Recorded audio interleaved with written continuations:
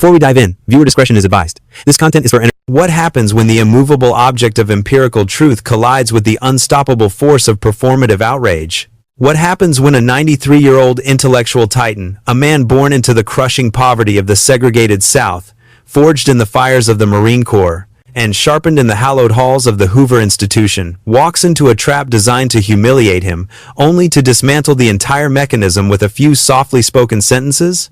We are told that daytime television is a realm of fluff. We are told it is a landscape of coordinated smiles, softball questions, and promotional banter. But history is rarely made in the places we expect. Sometimes, the most brutal ideological battles of our time are not fought on the Senate floor or in the lecture halls of Ivy League universities. Sometimes, they happen under the hot, unforgiving studio lights of ABC. Between a commercial for detergent and a segment on celebrity gossip, what you are about to witness in this narrative is not a debate. To call it a debate would imply equality of footing.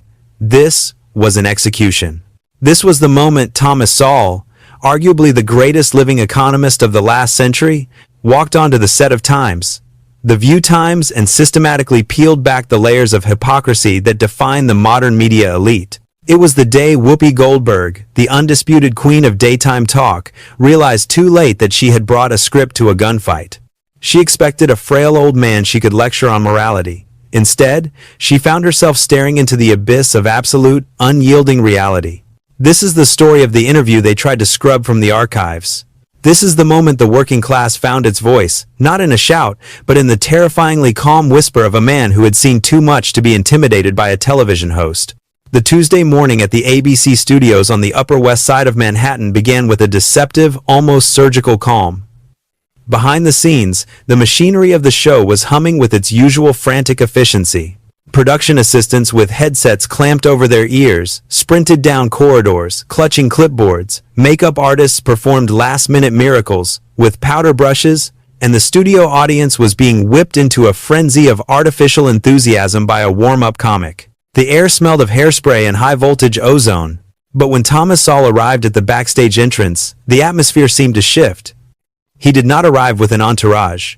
There were no publicists fluttering around him, no demands for specific bottled water or lighting adjustments. He arrived alone, walking with the aid of a cane, his movements slow but deliberate. He wore a tweed jacket that seemed to belong to a different era, a sensible tie, and an expression of profound, observant stillness. He moved through the chaos of the backstage area like a ghost from a time when dignity still mattered. When a young runner tried to hurry him toward the green room, Sowell simply paused, looked the young man in the eye, and continued at his own pace. He was 93 years old. He had survived the Jim Crow South. He had survived the Korean War. He was not going to be rushed by a 22-year-old intern with a stopwatch. Inside the studio, the stage was set. Whoopi Goldberg sat at the center of the famous curved table, exuding the casual, almost bored authority of a monarch holding court. To her left sat Joy Behar, practically vibrating with energy, reviewing her cue cards like a prosecutor preparing an indictment.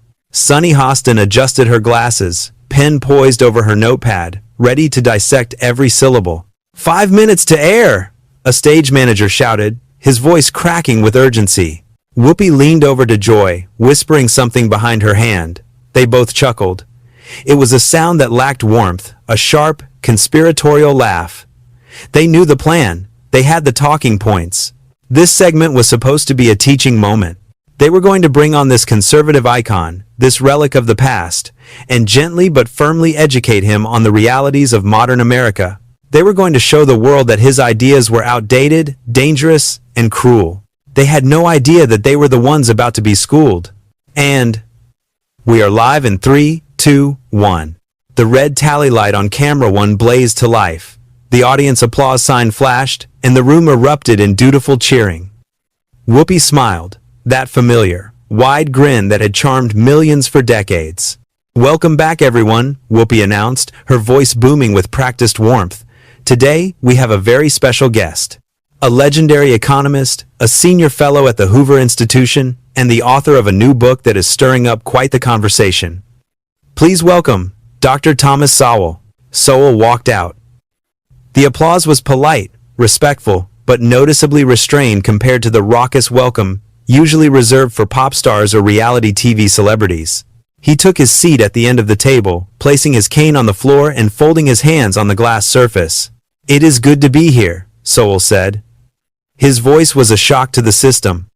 In a world of shouting pundits and high-pitched excitement, Sowell spoke in a baritone rumble that was barely above a whisper. It forced the entire room to lean in.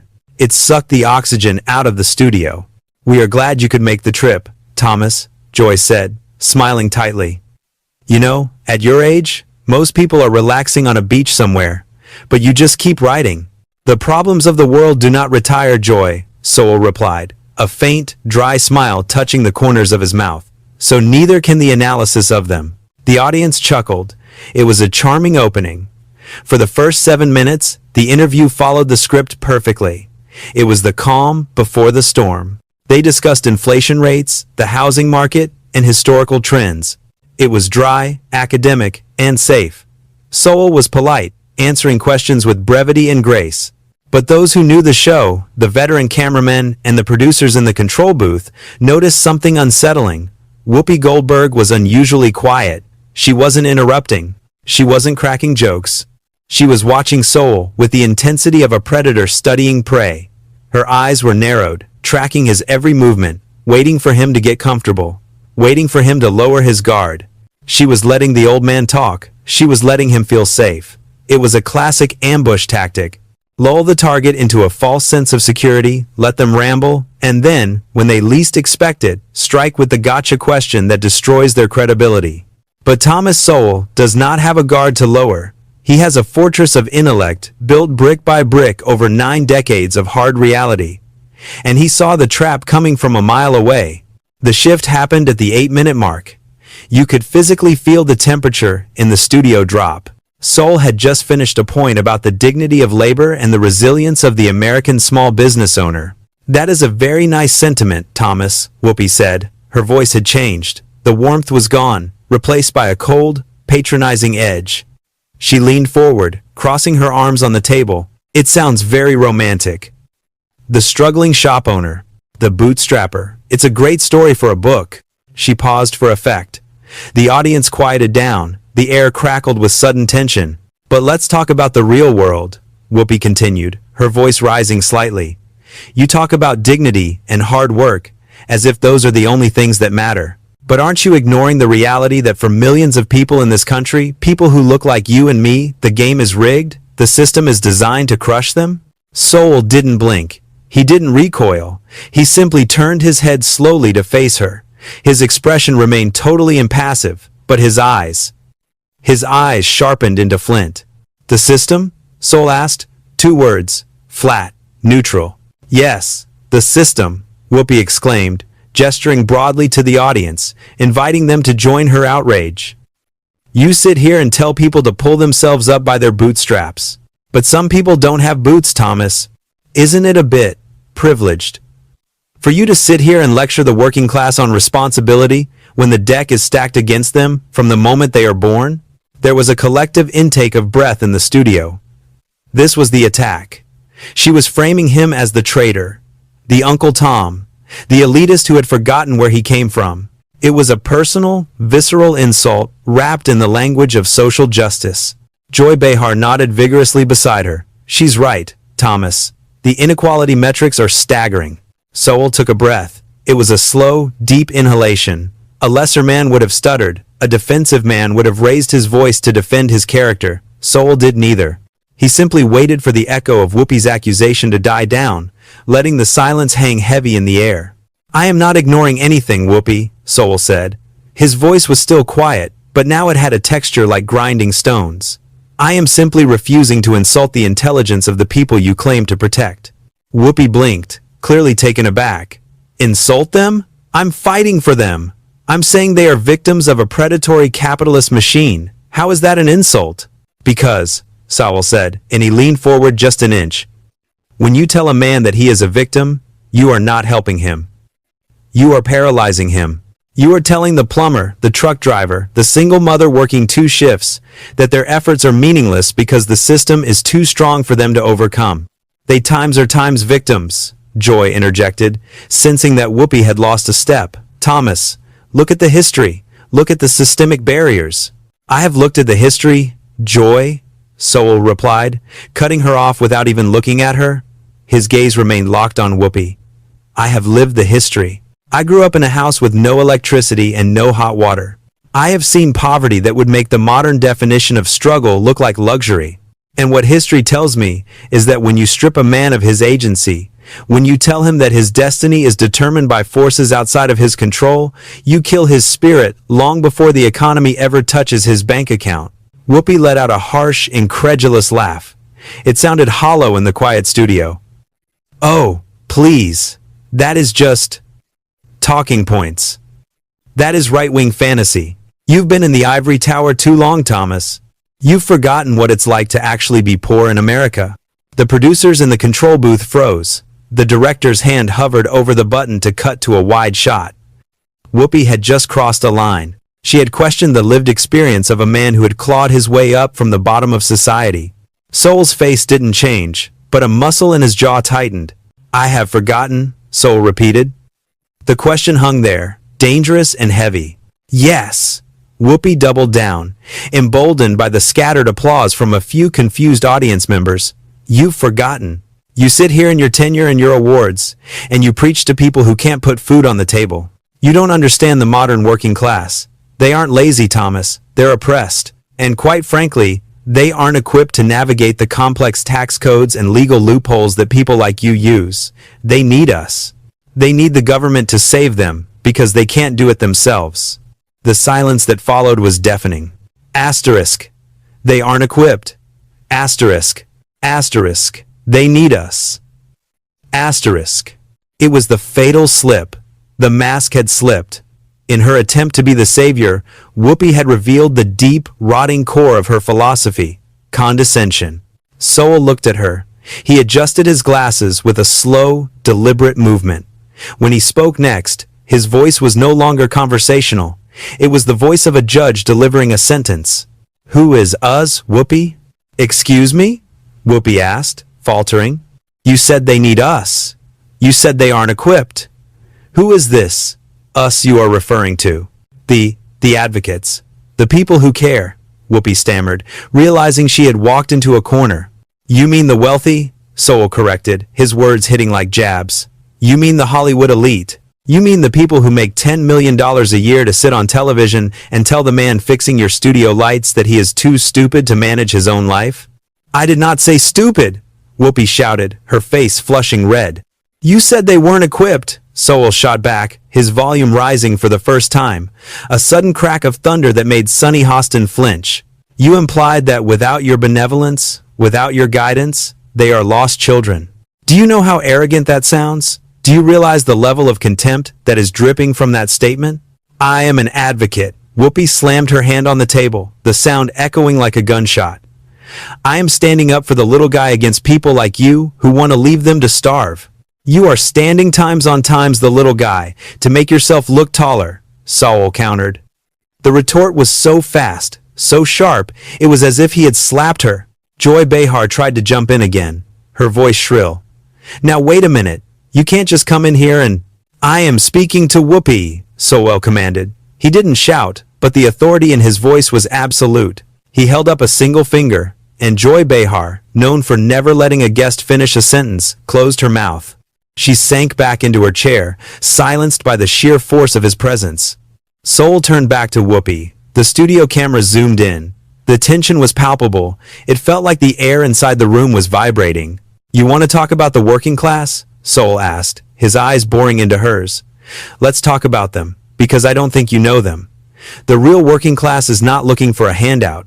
They are looking for the government to get its boot off their neck. They are looking for schools that teach their children to read and write, instead of teaching them to be political activists. They are looking for safe streets, so they can walk home from their second job without being mugged. And who opposes those things, Whoopi? Who fights against school choice? Who calls for defunding the police? Who creates the inflation that destroys their savings? He leaned in closer. It is not the working class. It is the U.S. you are so proud of. That is a lie, Whoopi screamed. She was losing control. Her composure was fracturing in real time. She looked around the table for support, but Sunny and Sarah were looking down at their desks, terrified of being caught in the crossfire. We are the party of the people. We are the ones who care. You are the party of the faculty lounge, Sowell said, his voice dropping to a terrifyingly calm register again. You are the party of the penthouse. You sit here in New York City, in a studio that burns more electricity in an hour than a small town uses in a week, and you lecture the coal miner in West Virginia about his carbon footprint. You lecture the mother in Chicago about why she shouldn't have a gun to protect her family because you times have armed security waiting for you backstage. A murmur rippled through the audience. It started low, but it was growing. It wasn't booing. It was the sound of agreement. It was the sound of people realizing that the emperor had no clothes. You despise the working class, Whoopi, Sowell said, delivering the words with the precision of a surgeon. You despise their values. You despise their faith. You despise their independence. You only love them when they are dependent on you. You only love them when they are on their knees asking for help. Whoopi was sputtering, her mouth opening and closing like a fish out of water. How dare you? You don't know me. You don't know my heart. I don't need to know your heart, Sowell said. I only need to listen to your words. The producers were shouting in the headsets now. Asterisk, go to break, asterisk. But the director didn't switch. He couldn't. This was the most compelling television that had aired in a decade. It was a car crash, and Thomas Sowell was driving the bulldozer. The battle had been joined, the trap had been sprung, but the predator was now the prey. And as Thomas Sowell adjusted his cufflinks preparing for the final blow, everyone in that room knew that the worst was yet to come. The air in the studio had become thin, brittle, as if a single wrong word might shatter the glass table into dust. Whoopi Goldberg was no longer sitting back in her chair with the relaxed posture of a host in control. She was leaning over the table, her knuckles white as she gripped the edge, her breathing audible through the lapel microphone. She had tried to corner Thomas Sowell with the weaponized empathy that had worked on so many other guests. She had tried to shame him, but shame only works on those who are unsure of their own morality. And Thomas Sowell had not been unsure of anything since 1953. You don't know my heart, Whoopi had said, her voice trembling with a mix of rage and disbelief. I don't need to know your heart, Sowell repeated, his voice dropping to a register that felt like gravel grinding under heavy tires. I look at the wreckage of your policies. I look at the destroyed families, the crime-ridden neighborhoods, the schools where graduation rates are higher than literacy rates. You judge yourself by your intentions, Whoopi. I judge you by your results. And your results are catastrophic. Joy Behar, unable to tolerate the sight of her co-host being dismantled, finally snapped. She lunged forward, her index finger stabbing the air. This is exactly what I'm talking about, Joy shrilled, her voice piercing the heavy atmosphere. You sit there with your cold statistics and your results, but you don't care about the people. It's cruel, Thomas. It is cruel to tell people they are on their own. It is cruel to cut the safety net. You act like you've turned your back on your own community, just to get applause from the right. The accusation hung there, naked and ugly. It was the Uncle Tom slur, dressed up in the polite language of daytime television. The audience gasped. Even for Times The View, asterisk, this was a step too far. Sowell turned his head slowly toward Joy. He didn't look angry. He looked at her with the weary patience of a professor dealing with a particularly slow student who had not done the reading. Cruel? Sowell asked softly. Yes, cruel, Joy insisted, though she shrank back slightly under his gaze. Let me tell you what is cruel, Joy, Sowell said. He began to tap his finger on the table, a rhythmic, hypnotic beat. Cruelty is lying to people. Cruelty is looking a young man in the eye, a young man full of potential, and telling him that his skin color is a prison. Cruelty is telling him that he cannot succeed because of history, so he shouldn't even try. Cruelty is lowering the standards of education because you don't think those people are capable of excellence. He paused, and the silence that rushed in to fill the gap was heavy enough to crush a lung. I have spent my life trying to get the government out of the way so that black families can rise, Sowell continued, his voice gaining power, vibrating through the studio floor. You have spent your career advocating for policies that keep them dependent on the state for their housing, their food, and their health care. You want them to be pets, Joy, well-fed, well-kept, and on a leash held by people like you. I want them to be free men and women. Now, you tell me, which one of us is cruel? Joy opened her mouth, but nothing came out. She looked at Whoopi, desperate for a lifeline, but Whoopi was already launching the counterattack.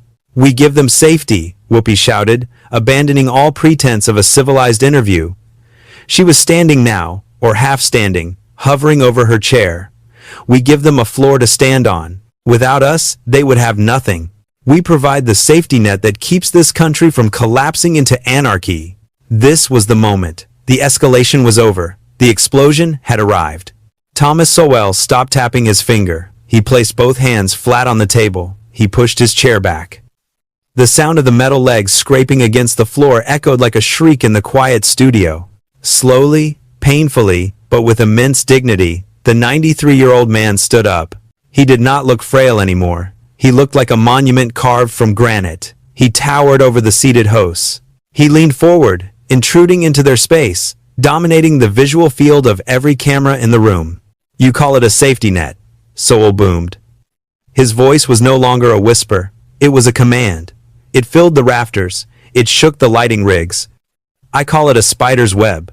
You are twisting everything, Whoopi cried, but her voice sounded thin, reedy, like a child arguing with a parent. I am clarifying everything, Sowell roared back. You claim you provide a floor to stand on? No. You build a ceiling that they cannot rise above. You create a world where a single mother cannot survive without the state, and then you call it compassion when you sign the check. You destroy the fatherhood in the home with your welfare incentives. You destroy the safety of the street with your soft-on-crime ideology. And when the community burns, you arrive with a camera crew and a promise to throw more money at the fire you started. We are trying to help, Whoopi screamed, tears of frustration actually springing to her eyes. She was losing, and she knew it. She was being stripped naked on national television. Help? Sowell's laugh was a dark, dangerous sound. If you wanted to help, you would get out of the way. But you don't want to help. You want to control. That is the dirty little secret of the American left, Whoopi. You need the poor. You need them to be poor. You need them to be angry. And you need them to be afraid. Because if they were prosperous, if they were independent, if they were strong, they wouldn't need times, you asterisk. The camera operators were frozen. The producers were screaming into the headsets. Cut the mic! Cut the mic! But the audio engineer sat with his hands in his lap, mesmerized. He couldn't do it. No one could do it. It was like watching a natural disaster. You don't intervene. You just witness. Sowell raised a hand, pointing a trembling finger directly at Whoopi's face. You speak of the working class as if they are a charity case, Sowell said, his voice dropping to a deadly, rhythmic cadence again. You pet them. You feed them scraps from your table. And when they bite you, when they vote for the wrong person, when they pray to the wrong God, you threaten to put them down. You call them deplorables. You mock them. You despise them. I have never... You despise them every day. Sowell cut her off, relentless, a battering ram of truth. You despise their freedom. Because a free man does not need a talk show host to tell him how to live. A free man does not need a bureaucrat to tell him how to raise his children. He leaned in so close that Whoopi recoiled physically, pressing her back against her chair. You are not the savior of the poor. Whoopi Goldberg, Sowell delivered the verdict, each word a hammer blow. You are the architect of their despair. You have built a plantation of good intentions, and you are angry that the workers are finally hopping the fence. The silence that followed was absolute. It was total. It was the kind of silence that usually only follows a gunshot. The audience sat paralyzed. There was no applause. There were no boos. There was only the shock of hearing the unspoken truth articulated with such devastating clarity. Whoopi Goldberg sat with her mouth slightly open. Her glasses had slid down her nose. She looked small. She looked defeated. For the first time in her career, she had absolutely nothing to say. Thomas Sowell stood there for a moment, letting the words settle, letting the weight of them crush the remaining ego in the room. He looked at Joy, who was staring at her desk. He looked at Sonny, who was refusing to make eye contact. He took a slow, deep breath. He adjusted his tie. The fire in his eyes dimmed, replaced by a cold, final resolve. I came here today, Sowell said, his voice returning to that soft, gentlemanly whisper, hoping to have a conversation about economics. But I see now, that is impossible. You do not want a conversation. You want submission. You want me to validate your delusions. He reached up to his lapel, his hand wrapped around the small black microphone clipped to his jacket. I have not submitted to better people than you, Sowell said. And I will not start today. With a swift, decisive motion, he unclipped the mic. Asterisk thwack. Asterisk. He placed it on the glass table. It sat there between them, a black, plastic object that looked like a weapon surrendered after a war. Sowell turned away from the hosts. He looked directly into camera 2. He broke the fourth wall. He ignored the millions of dollars of production value, ignored the celebrity hosts, and spoke directly to the soul of the nation. Folks watching at home, Sowell said, do not let them tell you who you are. Do not let them define your worth. Do not let them buy your freedom with a check that bounces. They are actors reading a script. You are the reality. He turned. He picked up his cane.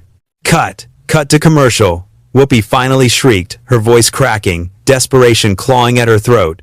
Go to black. Now. But Thomas Sowell was already moving. He didn't rush. He didn't look back. He walked with the upright posture of a Marine. He walked past the terrified producers, past the stunned camera crew.